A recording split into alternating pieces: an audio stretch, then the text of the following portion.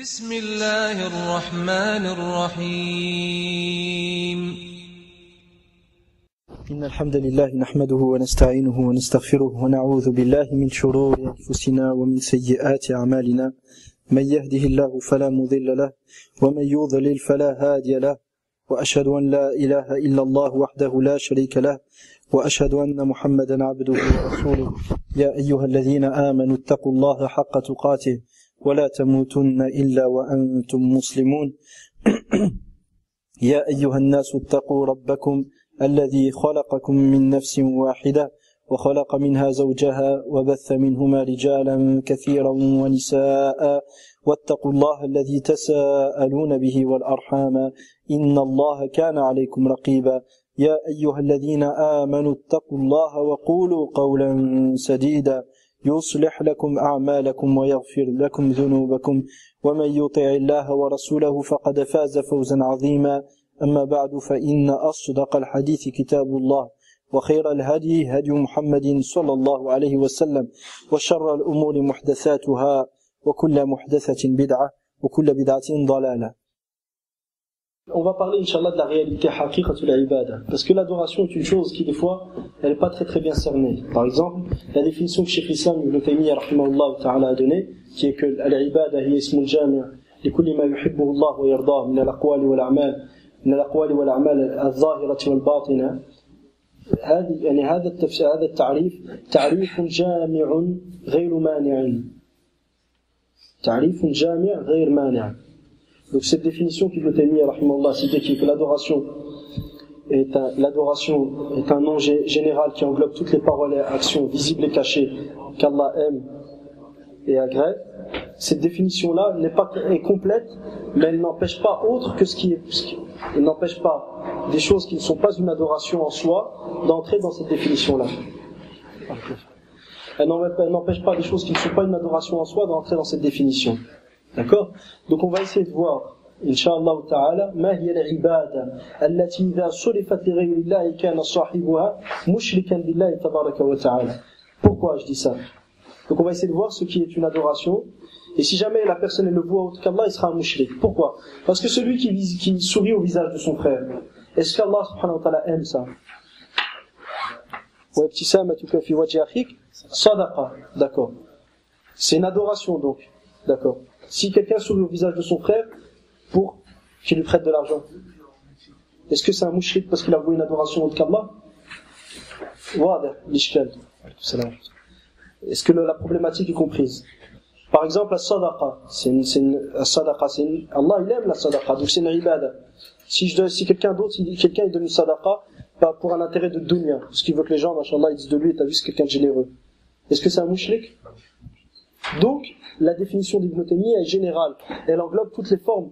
Elle englobe toutes les formes d'adoration, mais ne restreint pas, ne te montre pas l'adoration, la base de ce qui est une adoration en soi. Et si jamais tu vois autre qu'Allah, tu seras mushrik. فأصل العبادة إن شاء الله هذا الذي سنذكره حقيقة العبادة. فليسامحني إخواني العرب الناطقين باللغة العربية، فليست بين يدي يعني الورقات أو النص في اللغة العربية ليس بين يدي، فسأحاول أن نقرب المعنى فقط. يعني ترجم وهو يعني ترجمة بين يدي، أما أصل الكلام باللغة العربية فليس بين يدي، فتسامحوني إن شاء الله. Donc,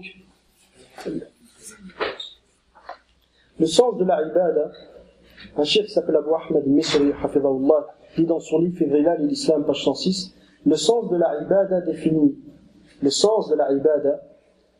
qui est défini par l'exigence même de la fitra, c'est-à-dire la prédisposition naturelle, et la langue arabe est ce qui va suivre. C'est-à-dire, il a mis un sous-chapitre. Aslu al-ibada, ta'rif al-ibada bil-fitra. فطرتك تبين لك ما هي العبادة وكذلك لغة العرب تبين ما هي العبادة. Ceci est clairement présent dans la parole d'Ibrahim alayhi salam à son peuple lorsqu'il leur dit ما هذه الأصنام التي أنتم لها عاكفون. وهذا واضح في قول إبراهيم عليه السلام لقومه لما قال لهم ما هذه الأصنام التي أنتم لها عاكفون. Donc lorsque Ibrahim alayhi salam dit à son peuple, que sont ces statues auxquelles vous vous attachez? قالوا Inna wajadna aba'ana laha abidin. Ils ont dit, nous avons trouvé nos ancêtres les adorants. Ce n'est donc pas Ibrahim. فليس إبراهيم هو الذي سمى فعلهم عبادة وإنما هم الذين سموا فعلهم عبادة. Donc ce n'est pas Ibrahim qui a qualifié leur acte de ibada, d'adoration, mais bien eux-mêmes qui le qualifièrent de ibada. Et dans la même lignée, lorsque Amr ibn Luhay la'anahullah a questionné les mouchriquins du Sham, Amr ibn Luhay huwa alladhi ata bishirk fi jazirat al-Arab, la'anahullah fi dunya wal akhirah. C'est lui qui a ramené le shirk dans la péninsule arabique. Il est parti au Sham et il a questionné les mouchriquins de là-bas sur ce qu'ils faisaient. Puis ils l'ont informé sur ce qu'ils faisaient. Ils qualifièrent ça d'adoration, de ibada. Et lui aussi a nommé ça d'adoration. Et puis il a amené Atabi hadha shirk wa ibadati ghayrillah ila jazirat al-Arab fa'ubida ghayrullah tabaraka wa ta'ala. Et c'est à ce moment-là qu'Allah était adoré. Donc ils le qualifièrent et lui aussi a nommé cette action d'adoration. Puis il leur emprunta ce culte et l'apporta aux Arabes afin qu'Allah fasse entrer en enfer ceux à qui il aura voulu le désarroi. حتى يدخل الله سبحانه وتعالى من أراد له الشقاوة النار ولكن بين قوسين الله حكيم فمن أراد طريق الخلاص ومن أراد طريق الخير وفقه الله له. Donc Allah il est sage, celui qui veut le chemin vers le bien, Allah il le facilite. ومن أراد طريق الشقاوة celui qui va le chemin vers le désarroi, il lui sera donné. Illa yataghammadahu Allah bi rahmatihi, sauf si Allah le comble de sa rahma. D'accord? Si Allah nous jugeait par sa justice, personne ne mérite la guider. Personne. Mais Allah, il n'a pas comme nom il n'est pas que juste. Il est sage. Il est sage. La sagesse implique de mettre les choses dans leur contexte. Celui qui cherche la guider, Allah il lui donne. Donc Allah, par sa sagesse, il guide celui qui cherche la sagesse, celui qui cherche la guider. فالله بحكمته يوفق لطاعته من أراد طريق الخير.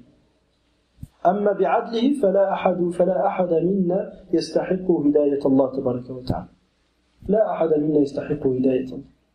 Si Allah venait à nous juger par sa justice, nul d'entre nous ne mérite la guider. Mais par sa sagesse, Allah nous guide. Et par sa miséricorde, par sa rahma, Allah subhanahu wa ta'ala nous guide. Donc, tout ce qui entre dans le cadre des moyens de se rapprocher d'Allah ou autre, aussi minime soit ce moyen, et toute demande d'aide ou autre, d'accord. Là, on va reprendre la première partie de la définition. Il dit, donc tout ce qui entre dans le cadre des moyens de se rapprocher d'Allah ou autre, aussi minime soit ce moyen, est une ibada. فَكُلُّ مَا يَدْخُلُ فِي بَابِ التَّقَرُّبِ لله أو لغيره ولو قلت هذه الوسيلة التي تتقرب بها إلى غير الله سبحانه وتعالى فكل ما كان من باب التقرب لغير الله تبارك وتعالى فهو الشرك عافاني الله وإياكم فهو عبادة لهذا المخلوق.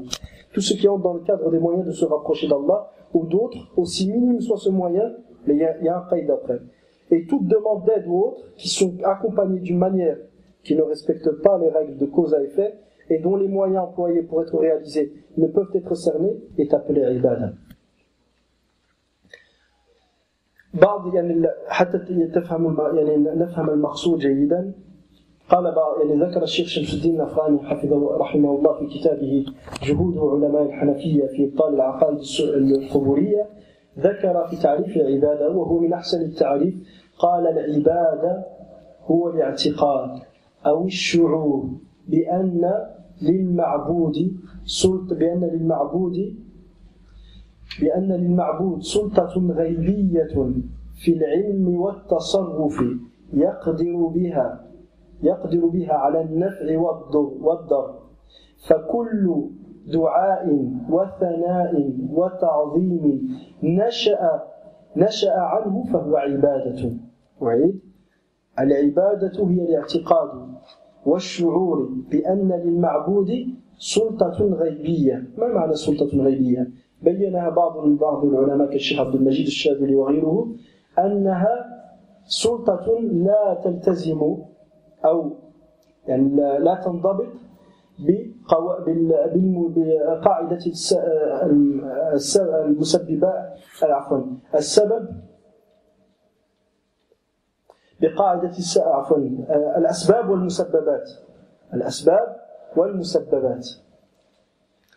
Donc فكل من اعتقد في إنسان أن له سلطة غيبية أي سلطة لا تنضبط بهذه القاعدة وهي قاعدة الأسباب والمسببات فاعتقد فيه ذلك سواء بالعطاء أو بالاستقلالية لا نقول كما تقول الصوفية القبورية المشركة أنها لا تكون عبادة إلا باعتقاد الاستقلالية هذا لا نقول به أعوذ بالله من هذا الضلال بل هذا قول أئمة القبورية كداود بن جرجيس والمالكي المعاصر الذي هلك والحمد لله الذي أهلكه وغيره من أئمة القبورية والزنديق ما اسمه سعيد رمضان بوطي الزنديق لعنه الله. لماذا أقول لعنه الله؟ هذا الرجل أثنى على المذبحة التي وقعت للمسلمين من قبل الحاكم النصيري أثنى عليها بل حثه على قتلهم وتشريدهم وقتل فيها من المسلمين ما لا يعد ولا يحصى. فهذا الرجل يزين الباطل لحاكمه النصيري الذي شركه واضح يعني ما يخفى على مسلم شرك مثل هذا حتى المرجئة يكفرونه فيزين له باطله ويحثه على باطله ويقدس فيه ويعظمه مما يعني يعظمه بطريقة لا تنبغي إلا لله سبحانه وتعالى. فسعيد رمضان بوطي كذلك يشترط الاستقلالية. ما معنى الاستقلالية؟ يقولون لك من سجد للشمس معظما لها متذللا لها لا يكون عابدا لها حتى يعتقد أن للشمس قدرة استقلالية ذاتية ليست من الله على النفع والضر. هذا قول القبورية وهذا تعريف القبورية للشرك. يشترطون الاستقلالية أي اعتقاد الاستقلالية في المعبود. أما أهل السنة فلا يقولون سواء كان باعتقاد الاستقلالية واعتقاد الاستقلالية لم يقع تقريبا في العالم لم يقع اعتقاد الاستقلالية إلا نادرا ولكن أكثر المشركين كانوا يعتقدون أن لمعبوداتهم قدرة على النفع والضر هذا حقا ولكن يقولون أن الله هو الذي أعطاهم هذه القدرة. فلذا أهل السنة والجماعة يقولون أنه لا يشترط أن يعتقد الإنسان الاستقلالية في المعبود بل إذا اعتقد فيه سلطة غيبية ولو كانت هذه السلطة عن طريق العطاء من الله تبارك وتعالى فهو مشرك بالله سبحانه وتعالى لا يعلم معنى التوحيد لا يعرف التوحيد. Donc juste une chose que je résume, les mouchriquins, les quburi, les associateurs parmi les soufis, qu'est-ce qu'ils disent? Ils disent le shirk ne peut se réaliser que si par exemple, je donne un exemple concret, quelqu'un se prosterne pour le soleil, par amour pour le soleil, par ta'zim pour le soleil, c'est-à-dire par respect pour le soleil, par humilité devant le soleil, parce qu'il pense que le soleil va lui profiter dans quelque chose. Et ils te disent, ceci n'est du shirk akbar que dans un cas. C'est quand il pense que le soleil a le pouvoir de lui-même de lui nuire, ou de lui profiter, que ce n'est pas Allah qui lui a donné. Mais si jamais il pense qu'Allah lui a donné, ce pouvoir-là, ce n'est pas du shirk akbar. Par exemple, en Égypte, dans le qabr de Sayyid al-Badawi, ils viennent, ils prennent un papier et ils mettent 5 journées par exemple, et ils mettent 5 journées près du qabr et ils mettent un papier dans lequel il y a ce qu'ils veulent, ولكن هذه الورقة بيضاء فارغة, elle est vide la feuille. Je vais leur demander qu'est-ce qui se passe, je l'écoute, pourquoi la feuille elle est vide. Ils te disent al-'arifu la yu'arraf. Al-'arif la yu'arraf. Celui qui sait, t'as pas besoin de lui expliquer. Il sait, ya'lam. Sayyid Badawi ya'lamu al-ghayb. Il connaît, j'ai pas besoin de lui dire ce que je veux. Je mets juste la feuille, je mets 5 journées, et puis c'est bon, j'aurai Inch'Allah ce que je veux. Pourquoi t'as pas écrit? Parce qu'il sait très bien ce que je veux. Ya'lamu ma fi sadri. Il sait ce que j'ai intérieurement. Mais tu vas lui dire ça c'est du shirk. Tu vas dire non, c'est pas du shirk. Tu vas lui dire pourquoi c'est pas du shirk? Parce qu'il va te dire, moi j'ai pas été convaincu qu'il a eu le pouvoir de lui-même de savoir ça. Non, c'est Allah qui lui donne. Allah yahabu li khalqihi ma yasha. Yani qawlatuhum ash-shirkiyya at-taghutiyya. Ils te disent Allah donne ce qu'il veut à qui il veut. Et ça en soi, ça c'est une parole taroutiyya. Pourquoi taroutiyya? Parce qu'elle a outrepassé les limites, à cause de ça les gens ont fait du shirk. Qa'idat al-masalih wal mafasid. La règle des soi-disant des intérêts et des conseils et des méfaits. الشيخ شهيد الإسلام سيد قطب رحمه الله تعالى سماها طاغوت العصر. Il l'a appelé le tarout de ce siècle. المصالح والمفاسد. Toute personne qui veut te permettre du shirk et qui veut t'inviter à faire du shirk et du kufr, il te dit masalih wal-mafasid. Al-Qardawi, lorsqu'il permet de combattre dans l'armée américaine, il te dit masalih wal-mafasid. Ceux qui permettent de voter au législatif, al-masalih wal-mafasid. Ceux qui te permettent d'entrer dans les parlements, masalih wal-mafasid. Ceux qui te permettent d'entrer dans les armées, al-masalih wal-mafasid. Et ainsi tout masalih wal-mafasid. Ceux qui te permettent de revenir à l'ONU, comme Salman al-Aouda, al-masalih wal-mafasid. Tout le monde masalih wal-mafasid. Donc c'est devenu un tarout ma'boud min dunillah subhanahu wa ta'ala. Il appelle les gens cette qa'ida mal comprise aux yeux des gens, hein. Parce qu'elle existe cette règle, mais elle a des limites. Cette mauvaise conception de cette règle a amené les gens au kufr billahi al-azim. Donc c'est un tarout. Le tarout, il peut être animé et inanimé. Ça peut être un être vivant, ça peut être une pierre. Pourquoi la pierre, on va dire c'est un tarout? Elle a fait quoi la pierre? Parce que c'est la cause de l'égarement des gens, du kufr des gens. C'est non, jazakallahu khairan. Non, jazakallahu khairan. Le masalih wal mafasid, c'est en fait les bienfaits et les méfaits, c'est-à-dire que lorsqu'on a un méfait qui s'oppose à un méfait, un bienfait qui s'oppose à un méfait, il y a des règles, il y a des choses qui concernent cette règle-là. C'est-à-dire dans certains cas, on prend l'intérêt le plus grand, même si on met en pratique l'intérêt le plus grand, même s'il y a un méfais dedans. Il y a plusieurs règles qui gèrent ce domaine-là. Inch'Allah, vu que c'est pas le domaine, parce que on risque de beaucoup s'étaler dessus, je vais pas m'arrêter dessus, Inch'Allah. Mais Inch'Allah, on reviendra peut-être une autre fois dessus. Quoi qu'il en soit, je vais faire un bref résumé.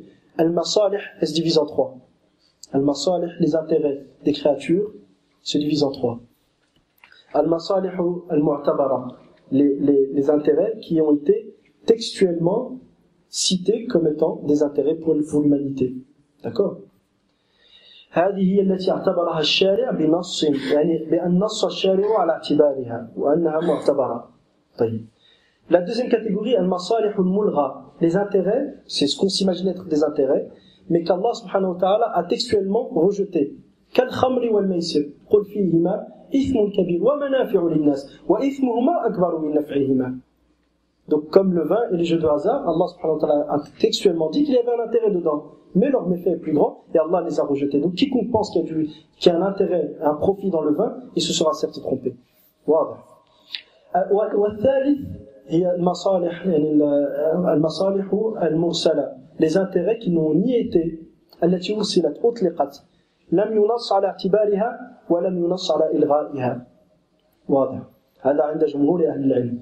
Donc c'est les intérêts, les profits, ni ils ont été textuellement pris en compte, ni rejetés textuellement. Les traits à la mosquée, les micros, pour faire l'adhan, pour faire la prière, toutes ces choses-là, plus de 3 étages, plus de 3 marches pour le minbar, toutes ces choses-là n'ont ni été rejetées, ni été prises en considération textuellement. Donc qu'est-ce qu'on fait dans ce cas-là? Là, il y a une divergence entre les savants. D'accord?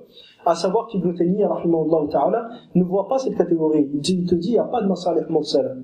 ليس هناك قسم يسمى ليس هناك قسم لم ينص الشارع على أنه معتبر أو ملغى بل إذا تدبرت نصوص الشريعة رأيت بأن كل مصالح العالم أو التي يتخيلها الناس إما أنها معتبرة أو أنها ملغى ولكن قد يكون بطريقة لا يتوصل إليها الناظر.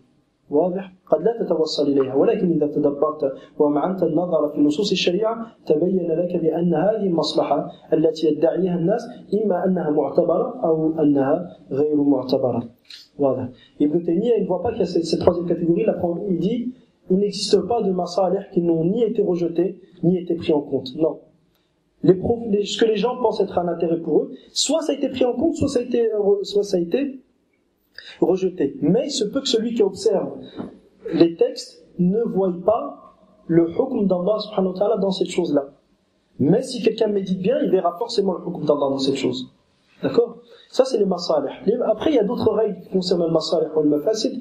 Par exemple, إذا اجتمعت مصلحة عامة بمفسدة خاصة تقدم المصلحة العامة. طيب. Si par exemple un intérêt général se réunit avec un méfait spécifique, ben, l'intérêt général il prime. Par exemple, imaginez qu'une femme t'emmène demain ta femme, par exemple, à l'hôpital. T'as tout fait auparavant pour qu'il y ait un médecin femme qui l'accouche, mais t'arrives à l'hôpital, il n'y a personne. Et c'est le jour où on doit accoucher. Est-ce que tu as le droit de revenir et dire non, c'est pas un homme qui va accoucher ma femme? C'est pas ta vie. T'es strictement interdit de refuser. Là, il joue la quintafo. لأن مصلحة بقاء الحياة بقاء حياة هذه المرأة أعظم من مصلحة الحفاظ على يعني عدم النظر إلى عورتها. واضح؟ وقد لا يدخل هذا في باب المصلحة العامة والمصلحة الخاصة بل يعني المصالح درجات فبعضها مقدمة على الأخرى. واضح؟ Donc par exemple dans ce cas-là tu peux pas refuser. Il se peut que ça rentre pas dans le cadre des masalih amma, des intérêts généraux qui s'opposent à un méfait spécifique, mais en fait les intérêts ils sont de plusieurs catégories. Certains sont plus importants que d'autres. Par exemple, lorsque les savants traitent de ad-daruriyat al-khams, les nécessités universelles de l'islam. Pourquoi ils ont mis dans cet ordre-là? C'est-à-dire la première, ad-din, la religion. La deuxième, al-nafs. La troisième, al-mal. Puis après l'ird, al-mal, après l'aql, après le nasl, après l'ird. D'accord? Ibn Ashur, il a rajouté l'ird. Donc, pourquoi ils ont mis dans cette catégorie-là? La première, la religion. La deuxième, la vie. Après la raison. Après les biens. Après la descendance. Et l'honneur, et certains savants, tels qu'Ibn Ashur, rahimahullah, rajouté l'honneur. Pourquoi ils ont mis dans cet ordre-là? Parce que si la troisième s'oppose à la première, c'est la première qui prime. Par exemple, les al-almaniyoun, pas l'ilmaniyin, parce que c'est un sharaf lahum, al-ilm, ces gens-là, les laïcs, il ne faut pas les appeler al-ilmaniyin en arabe. لأن هذه نسبة إلى العلم وهؤلاء لا علاقة لهم بالعلم الشريف بل هؤلاء العلمانيون أو اللادينيون. D'accord? Comme l'ont cité certains savants, hafidhahumullah. Ces gens-là, par exemple, ils te disent à l'époque de Omar, radiyallahu anhu, il y avait une année de famine. Sanat al-Maja'a. فقالوا أن عمر عطل حدا من حدود الله سبحانه وتعالى ولم يطبق الشريعة. فبالتالي نحن نعيش مجتمعا جديدا ولا نستطيع تطبيق حد السرقة ولا حد الزنا ولا حد قتل النفس لأنها تؤدي إلى مفاسد عظمى والشارع اعتبر المصالح والمفاسد وأمرنا أن نحافظ على العدل العام فلا نستطيع لو طبقنا الشريعة ستكون فوضى. هذه قولة العلمانيين. والله. Ces gens-là, qu'est-ce qu'ils disent aujourd'hui? Ils te disent si jamais on applique la charia aujourd'hui, ça va être l'anarchie. Ça va être l'anarchie, on va pas pouvoir gérer l'ordre et il y aura des conséquences qui sont très très néfastes. Par conséquent, en application de la règle qui dit le masalih wal mafasid, on va ne pas appliquer la charia afin de préserver un certain ordre dans la société. Et ce qui est demandé de toute manière, c'est la justice. D'accord. Et ils te disent la preuve, Omar radiyallahu anhu, à son époque, il y a eu la famine, il n'a pas appliqué la peine du voleur. Et donc Omar, il n'a pas jugé avec ce qu'Allah lui a demandé. Donc nous, on a le droit de pas juger avec ce qu'Allah lui a demandé. كبرت كلمة تخرج من أفواههم إن يقولون إلا كذبا. Wallah, c'est une parole énorme qui sort de leur bouche. Il faut que mentir ces gens. Mais quoi qu'il en soit, quelle est la réponse à ça?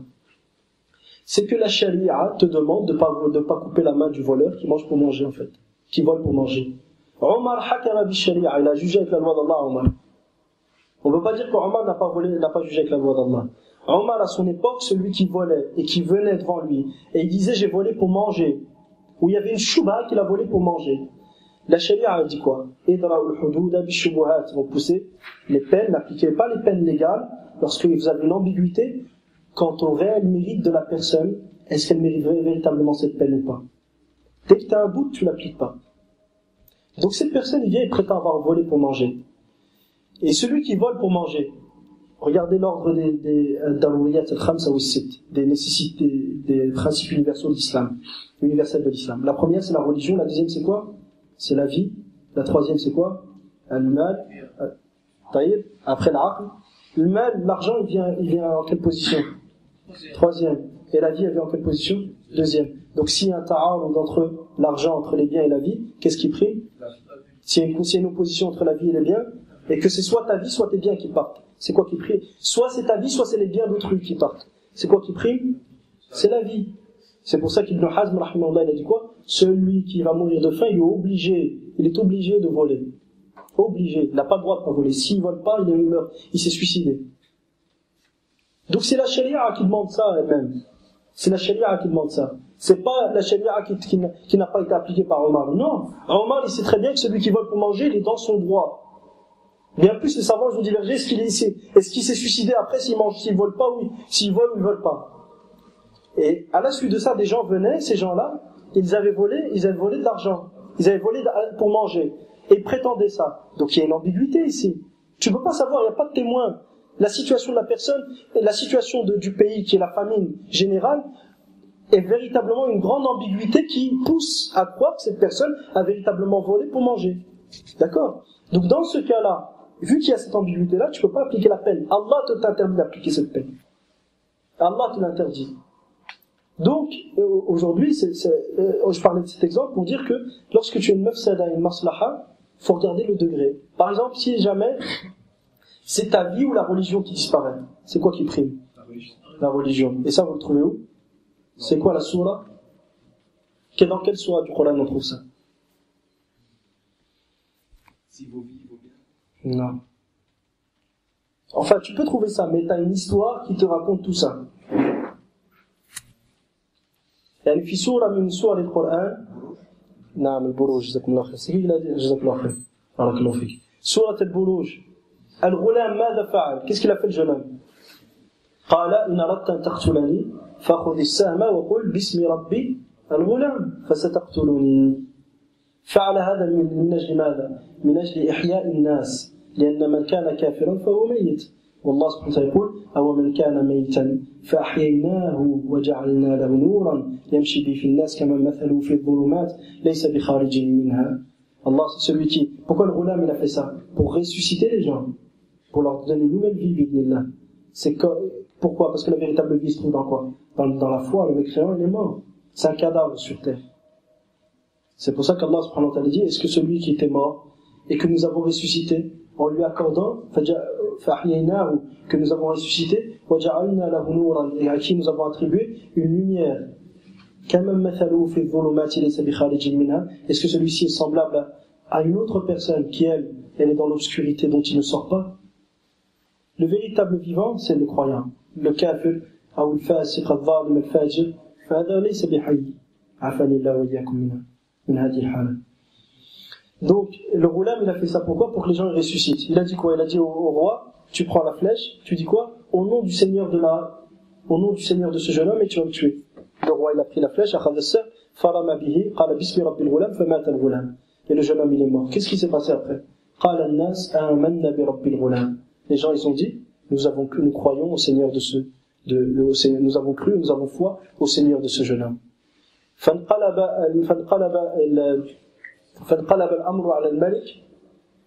La situation a complètement changé et tout s'est retourné contre le roi. Lui, il avait réuni les gens pour tuer ce jeune homme et pour que sa royauté, son royaume puisse rester stable. Et tout s'est renversé contre lui, tout le monde a cru. Et lorsque tout le monde a cru, il les a tous pris et il a allumé un grand feu et il les a tous jetés. L'un après l'autre, jusqu'à qu'il y ait une mère, elle allait rentrer, elle allait se jeter dans le feu, elle a hésité parce qu'elle avait son bébé dans la main. Et c'est là qu'Allah subhanahu wa ta'ala a fait par antaqallahu الطفل الصغير فقال يا أماه ادخلي يعني القي نفسك فإن لك الجنة. Il lui a dit ô très chère mère, rentre dans le feu car tu auras le paradis. Puis elle est rentrée dans le feu. Ils sont tous morts. Allah subhanahu wa ta'ala nous dit quoi? ذلك الفوز الكبير. Ceci est la grande victoire.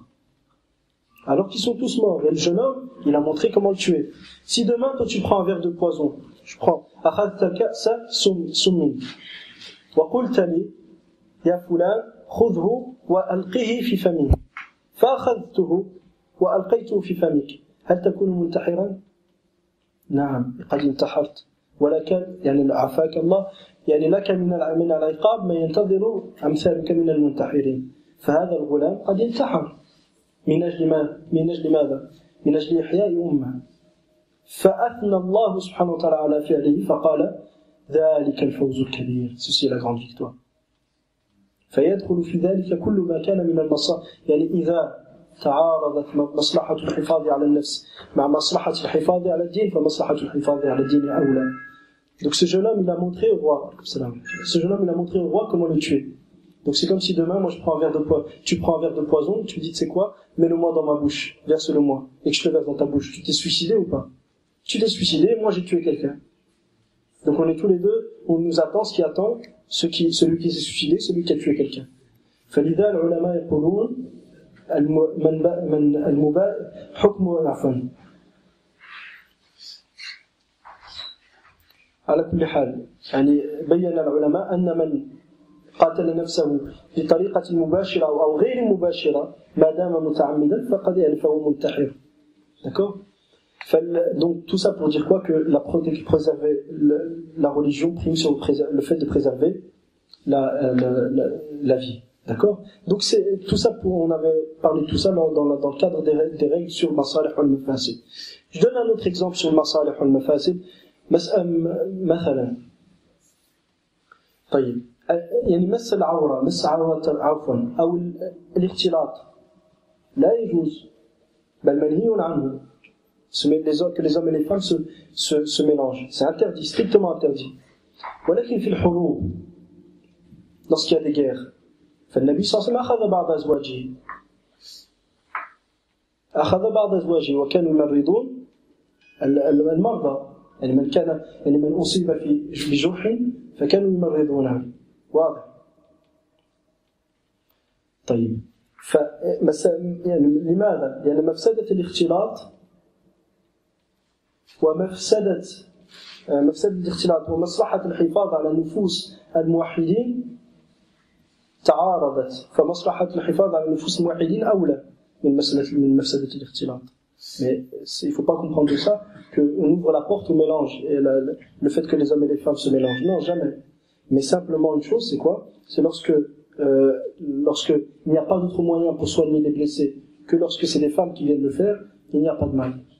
Lorsqu'il n'y a pas d'autre moyen. Donc à la kulli, j'ai cité simplement quelques exemples par rapport à cette règle. Mais cette règle-là, la première qaïda qu'elle a, elle a des qawaïd. ليست هناك مصلحة معتبرة إن خالفت نصا شرعيا. Il n'y a pas de maslaha qui est prise en compte si elle s'oppose à un texte. Et les plus grands textes qu'il y a dans le Coran, c'est ceux qui indiquent l'interdiction du shirk et l'obligation du tawhid. فبالتالي كل مصلحة توهمها العبد وهي مخالفة لأصل ما بعث من أجله الرسل فهي مصلحة ملغاة. Donc tout intérêt que peut s'imaginer l'un d'entre nous, alors qu'elle s'oppose à la base pour laquelle les prophètes ont été envoyés, n'est pas prise en compte. Donc par rapport à, je vais juste arrêter par rapport à ce sujet, Inch'Allah. Je vais juste terminer ce point-là, Inch'Allah.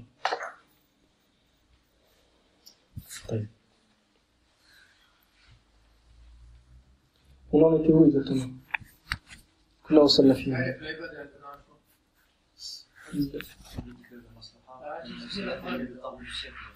Alors les gens ils se justifiaient les pouvoirs par Moussafa. طيب نعم خلاص إن شاء الله جزاك الله خير.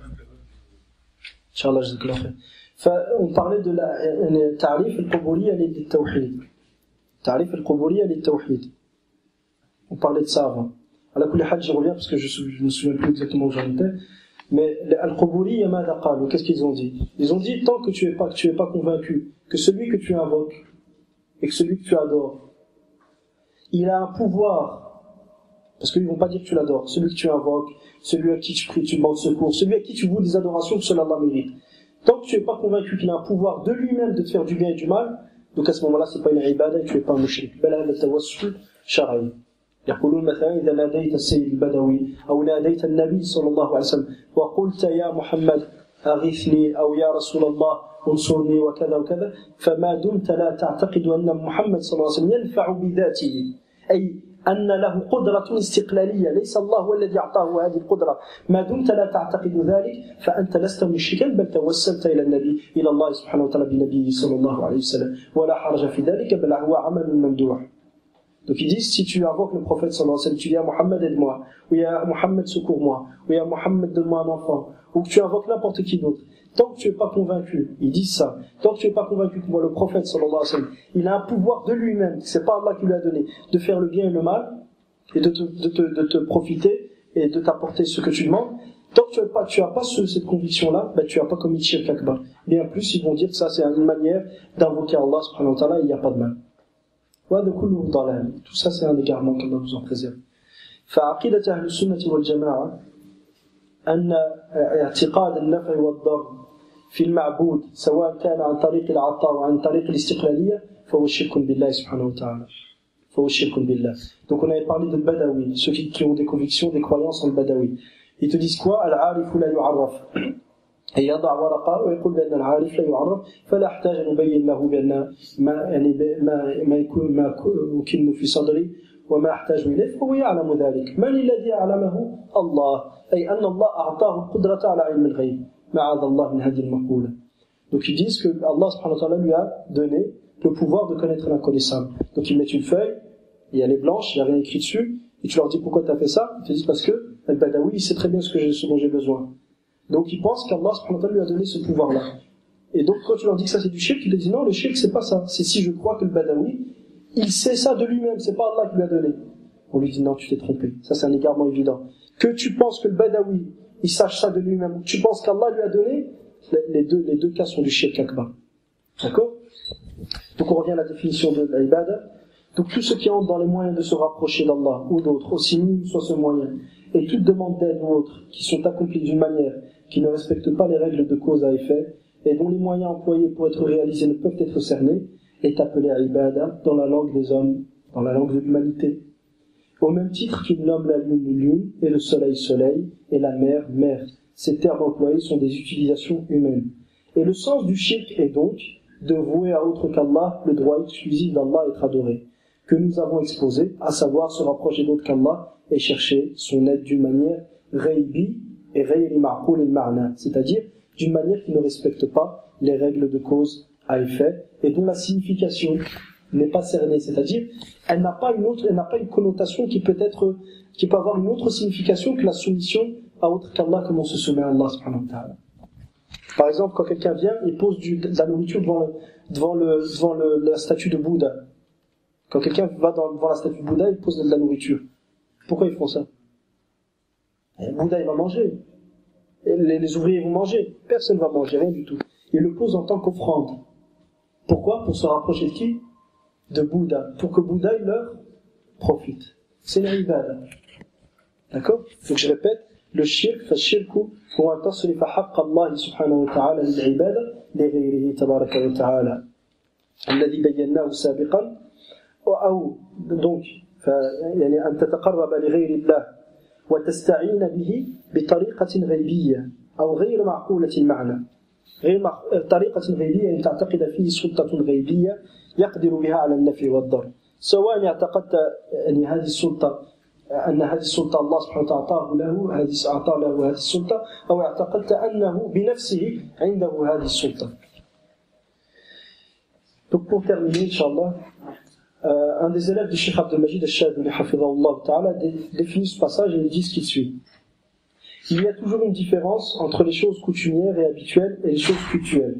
Les choses coutumières et habituelles, الأمور العادية ففرق بين الأمور العادية والأمور التعبدية. Les choses cultuelles, c'est les choses المسائل العبدية أو العبادية ou التعبدية. Cette différence est ancrée dans la nature même de l'homme.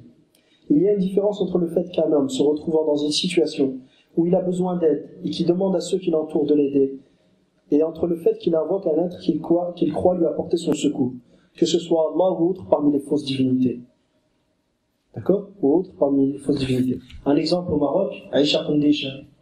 Vous connaissez? En fait, c'était une duchesse, Aïcha Kondisha. C'était une duchesse qui était connue à l'époque lorsque les Espagnols étaient au Maroc. Et les gens pensaient, c'était une duchesse qui était connue soit pour faire du mal, je ne sais pas l'histoire en détail. Mais quand les enfants voulaient faire peur, quand les parents voulaient faire peur à quelqu'un, à leurs enfants, ils leur disaient, fais attention parce que sinon, Aïcha Kondisha, la duchesse, elle va venir te voir. Donc les gens, ils avaient peur. Donc il y a tout un mythe qui a été créé au Maroc sur cette fameuse Aïcha la duchesse. D'accord? Donc on l'imagine avec une robe, avec des jambes d'âne, et puis des bras de chien, ou encore d'autres parmi les mythes qui ont été inventés autour de cet être. Ce qui est à retenir, c'est que il est connu au Maroc, qui te disent, ne dis pas 3 fois Aïcha Kandisha, sinon on va te faire quoi? On va te faire du mal. Est-ce que ce khawf est une ibad? Pourquoi? Parce qu'elle donne un pouvoir. Mais si quelqu'un vient te dire, oui, mais attends, moi j'ai pas pensé, moi c'est Allah qui lui a donné ce pouvoir. C'est possible. Le pouvoir de t'entendre. On sait pas où est-ce qu'elle est. Le seul que tu penses t'entendre alors que tu sais pas où est-ce qu'il est, tu sais pas où est-ce qu'il est. Le seul que tu penses, que tu crois t'entendre alors qu'il n'est pas présent avec toi là en ce moment physiquement, c'est qui? C'est Allah subhanahu wa ta'ala. D'accord. Si tu attribues ce pouvoir à autre qu'Allah, tu auras commis du shirk. Même si tu penses qu'Allah lui a donné à cet autre. Même si c'est le prophète sallallahu alayhi wa sallam à qui tu donnes ce pouvoir. Tu auras commis du shirk. Wa inna Allah la yaghfiru wa yushraka bih wa yaghfiru ma duna dhalika liman yasha. Allah ne pardonne pas qu'on lui donne des associés, il pardonne à qui en dehors de ça, à qui il veut. Donc certains, si tu dis Richard comme 3 fois, c'est bon. Il y a un malheur qui va m'arriver. ستصيبني بما تشاء وكيف تشاء ومتى شاءت فمن الذي يصيبك ويعاقبك متى شاء وإذا شاء وكيف ما شاء وأنت تجهل الكيفية من الذي يصيبك ويعاقبك بهذه الطريقة من؟ الله فجعلتها بمنزلة الله سبحانه وتعالى وهذا الخوف من بين قوسين عشاق ليشا شرك بالله أكبر شرك أعظم لا يغفر الله. Et cette peur, le seul qui peut te punir d'une manière que tu sais pas comment, tu sais pas quand, tu sais pas comment ça va se faire, et quand ça va se faire, et de quelle manière. Le seul qui puisse faire ça, c'est qui? C'est Allah. Donc si tu penses qu'Allah est capable de faire ça, c'est du shirk. Même si tu penses que c'est Allah qui a donné ce pouvoir-là à autre que lui. Parce qu'Allah ne donne pas ces pouvoirs-là à autre que lui. Allah ne donne pas. Même Isa alayhi salam, est-ce que c'est lui qui guérissait les gens? Beaucoup pensent ça. Hein. Wallah hadi musibatun kubra. الكثير يظن بأن عيسى هو الذي كان يعني يبرئ الأكمى ويحيي الموتى. لا، عيسى لم يكن يحيي الموتى. الله هو الذي يحيي الموتى عن طريق عيسى. ودليل ذلك أن الله سبحانه وتعالى أردف أو ذكر بإذن الله بعد كل هذه الأفعال. قال وأحيي الموتى بإذن الله وأبرئ الأكمه والأبرص وأحيي الموتى بإذن الله. لماذا قال بإذن الله مع أن حتى تنفسه بإذن الله وحتى أكله وشربه بإذن الله؟ فلما ذكر بإذن الله؟ ليبين أن الأكل والشرب فعل له ينسب إليه. أما إحياء الموتى وإبراء الأكمه والأبرص هذا ليس فعلا، هذا الفعل لا ينسب إلى عيسى بل ينسب إلى الله سبحانه وتعالى. وإن نسب إلى عيسى فهو لبيان أن الله شفى وأحيا الموتى عن طريق عيسى. أما أن الله يعطي القدرة على الشفاء والقدرة على إحياء الموتى لغيره، هذا لم يقع. من الذي شق القمر؟ النبي؟ لا، المشركون إلى القبورية يقولون النبي هو الذي شق القمر. لا، الله هو الذي شق القمر. ولذا أهل السنة والجماعة يقولون في المعجزات أنها فعل الله. لماذا فعل الله؟ فعل لله خارق للعادة لتأييد رسله، يعني لتأييد رسله والكرامات. فعل الله خارق للعادة لتأييد أوليائه. لماذا يقولون فعل الله؟ لأن الفاعل هو الله، لا ينسب هذا الفعل لغير الله ولا يعتقد أن هذا الغير قادر على ذلك. Donc par exemple, Isa alayhi salam, beaucoup se trompent et pensent qu'il avait le pouvoir de créer et le pouvoir de donner la vie et la mort, et qu'Allah lui a donné ce pouvoir. Et ça c'est la base pour laquelle, par exemple, Ali Jum'a Ad-Dal de Misr, le mufti, qui permet même l'Almaniya, il permet, il n'y a pas de mal à l'Almaniya aujourd'hui. Cette personne, pour justifier que les gens qui font du shirk aujourd'hui, c'est pas des mouchriquins. Il te dit quoi? Il te dit Allah, il a donné le qudra à Isa alayhi salam de créer. Il lui a donné le qudra de donner la vie et la mort. Donc ces gens, ils pensent que le Sayyid al-Badawi, Allah lui a donné le qudra. Donc il lui demande pas ce que seul Allah peut faire. Non, vu qu'Allah a donné au Sayyid al-Badawi le pouvoir de créer. Donc moi je lui demande le pouvoir de me donner la guérison. Donc la personne lui demande. Donc vous dites ayyuha al-wahhabiyya, vous dites que Allah subhanahu wa ta'ala que man talaba min ghayrillah ma la yaqdiru alayhi illa Allah, man da'a ghayra Allah fi ma la yaqdiru alayhi illa Allah faqad ashrak, que celui qui demande à autre qu'Allah ce que seul Allah peut faire, il aura commis de l'association. Mais là c'est pas le cas, parce qu'Allah a donné au Sayyid Badawi le pouvoir de guérir. Donc ces gens qui vont chez Sayyid Badawi et qui sacrifient qui font des offrandes et qui l'invoquent pour leur demander de les guérir et autres, ils n'ont pas demandé ce que seul Allah peut faire, vu qu'Allah lui a donné, selon eux, le pouvoir de le faire. Donc, ils n'ont pas commis de shirk comme vous le pensez. Est-ce que vous imaginez les conséquences néfastes de ce genre de conviction? Donc, ce qui est à retenir, أن هذا الخوف السري هذا الخوف السري شرك بالله سبحانه وتعالى. Cette crainte, si je dis 3 fois ça, il va m'arriver quelque chose quand? Je sais pas. Donc je vais aller dormir et je sais pas comment je vais faire. Mais je connaissais un frère, il habitait à Balkan. Et lui, il habitait dans la maison. Et juste, quand il ouvrait la porte, il y avait le sayyid du village. Donc tous les matins, quand il se levait, le pauvre avant, là, il embrassait le joudran, il embrassait la tombe, et il allait. Un jour, il avait compris un peu le tawhid, et malheureusement, il a compris le tawhid en Europe, il l'a pas compris au Maroc. Donc il est retourné là-bas en vacances, il leur a dit, moi j'embrasse plus le joudran. Ils ont dit, tu vas voir ce qu'il va te faire le sayyid. Tu vas voir ce qu'il va te faire le sayyid.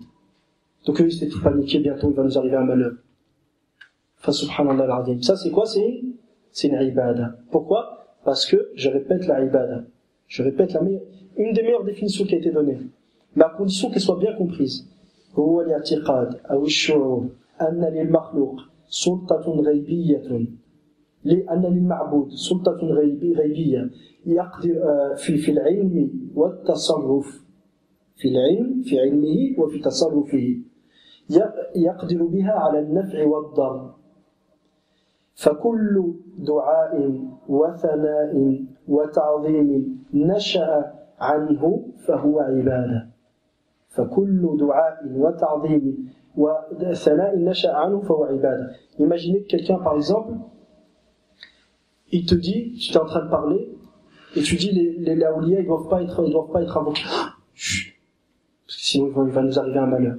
Faut pas parler du wali, sinon il va t'arriver quelque chose. Ça, c'est la même chose. Comme il dit Allah subhanahu wa ta'ala, وَيُخَوِّفُونَكَ بِالَّذِينَ مِن دُونِهِ أَلَيْسَ اللَّهُ بِكَافٍ عَبْدَهُ وَيُخَوِّفُونَكَ بِالَّذِينَ مِن دُونِهِ. Allah n'est-il pas suffisant à son serviteur, et ils te font peur, ils t'effrayent, ils essaient de t'effrayer par ceux qui sont en dehors de lui. C'est-à-dire, ne parle pas de nos divinités, parce que sinon ils vont te faire du mal. Donc, ils savaient que leur divinité pouvait faire quelque chose. Mais, est-ce que les kuffars de Quraysh pensaient que leur divinité, ils avaient de eux-mêmes ce pouvoir-là et qu'ils s'étaient rebellés contre Allah? Non. Non, pensez pas qu'ils s'étaient rebellés contre Allah, non. Et Allah leur a donné ce pouvoir. Donc si tu parles d'eux, tu vas voir ce qui va t'arriver. Donc je termine juste ça, Inch'Allah, jazakumullahu khairan. Donc il y a une différence entre le fait qu'un homme se retrouvant dans une situation où il a besoin d'aide et qui demande à ceux qui l'entourent de l'aider, et entre le fait qu'il invoque un être qu'il croit apporter son secours. Si tu demandes de l'aide, par exemple, aujourd'hui, je tombe et je demande de l'aide au frère, je sais pas comment il tire, pourquoi? Parce qu'il est capable de faire ça. D'accord? Que ce soit, et entre le fait qu'il invoque un être qu'il croit lui apporter son secours, que ce soit Allah ou autre parmi les fausses divinités. Dans ce cas, on voit bien que la demande de secours à l'istiragha a quitté les choses coutumières ou les règles de cause à effet, connues entre les hommes, vers un secours dont le moyen est inconnu. C'est-à-dire, ghaybi wa ghayru ma'qulil ma'na, et dont le sens est imperceptible. Ghayru ma'qulil ma'na, car la façon dont ce secours sera apporté est inconnue. Par exemple, quelqu'un a peur, il y a s'il dit un tel, aide-moi.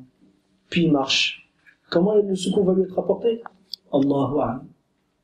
Le seul qui mérite ça, c'est qui? Allah. Donc si tu le vois autre qu'Allah, tu auras vu autre qu'Allah, les gars, d'Allah wa shirk wa taj'ala lillahi niddan, wa shirk wa taj'ala lillahi niddan wa qad khalaqak. Que tu mettes le shirk consiste à donner à Allah un égal alors qu'il t'a créé.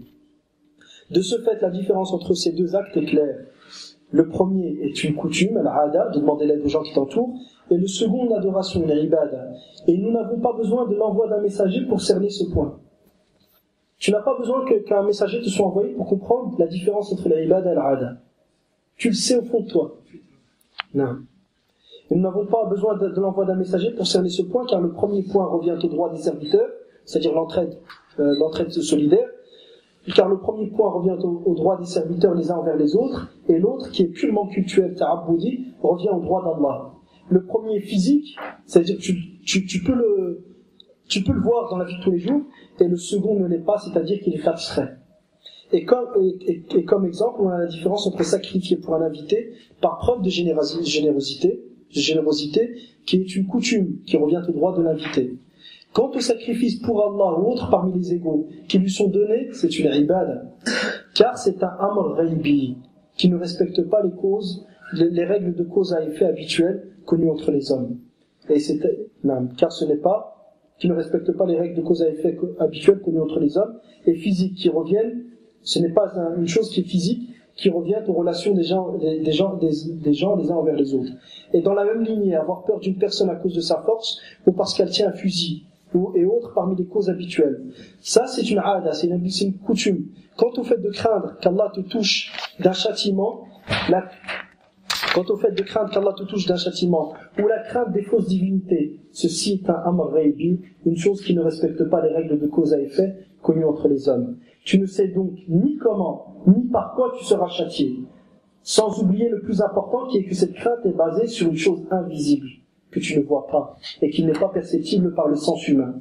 Tout ce qui entre donc dans ce cadre ghaybi, dans ce cadre invisible, c'est-à-dire qui ne respecte pas les règles de causalité, de cause à effet habituel, et qui est fondé sur des choses inconnues et imperceptibles, et qui est voué à Allah sera du tawhid, et tout ce qui est, je répète, tout ce qui entre dans le cadre ghaybi, c'est-à-dire qui ne respecte pas les règles de cause à effet habituelles, et qui est fondé sur des choses inconnues et imperceptibles, et qui est voué à autre qu'Allah sera du shirk. عافاني الله وإياكم من ذلك نسأل الله تبارك وتعالى ينفعني وإياكم بما سمعنا ويجعلنا من الذين يستمعون القول فيتبعون أحسنه وصلى الله وسلم وبارك على نبينا محمد وعلى آله وصحبه أجمعين والحمد لله رب العالمين.